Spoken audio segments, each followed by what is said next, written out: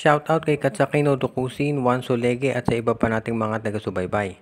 At ngayon ang balita natin, mukhang itong Barangay Ginebra ay patuloy ang gagawing revamp dito sa kanilang lineup at ang tinitignan daw nila ay itong i-trade na si Aljon Mariano at si Jason David dito sa Terra Firma Jeep.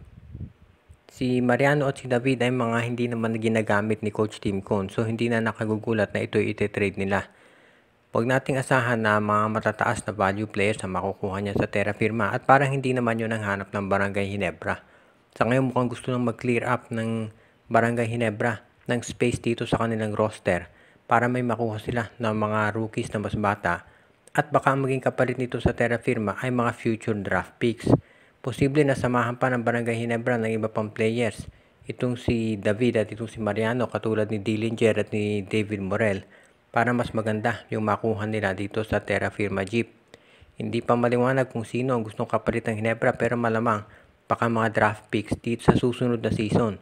Ang maliwanag dito, ang Ginebra ang laki ng pagbabago dito sa kanilang lineup ngayon at mukhang tinotoo ni Coach Tim Cone yung sinabi niya na kailangan kumuha niya ng mga players na magagamit talaga at ganyan nga ang nangyari dahil ngayon puro bata na itong nasa Ginebra at new look ang Ginebra ngayon, mukhang yan talaga ang gusto nilang mangyari.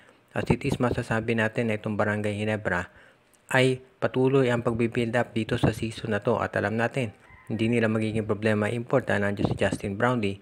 Ang magiging question ngayon ay kung paano makapag-a-adjust kaagad itong si Isaac Go at si Stephen Holt plus si RJ Abarientos dito sa lineup ni Coach Tim Cone at sa kanyang triangle offense. Siyempre maraming excited na makita ang laro ng Barangay Ginebra lalo na at bago yung mga players nila.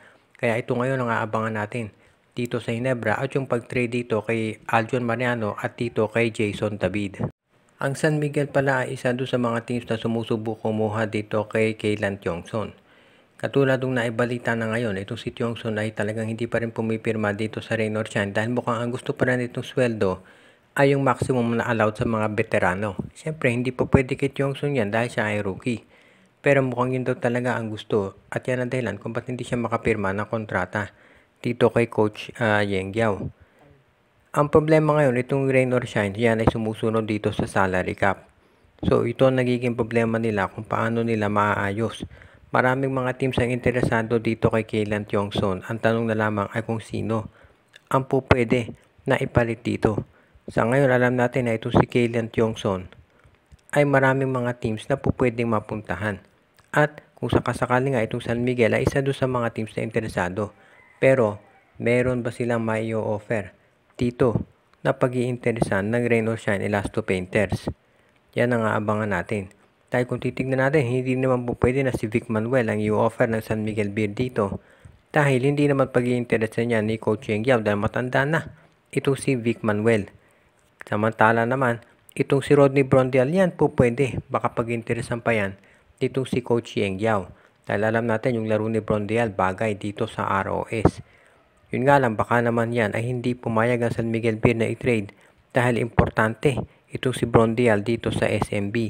Ibig sabihin nito maraming mga komplikasyon na pwedeng mangyari at yan ang dahilan kung bakit itong San Miguel Beer ay pinag-iisipang mabuti kung sino may offer nila para dito kay Kaylan Tiongson. Kung sakasakaling makuha ng San Miguel si Tiongson, masusolve na yung problema nila dito sa power forward lalo na kung makuha pa nila itong si William Navarro. Pero syempre hindi pwedeng basta-basta ka-trade itong Rain or Shine Elasto Painters dahil yan ay isang independent team.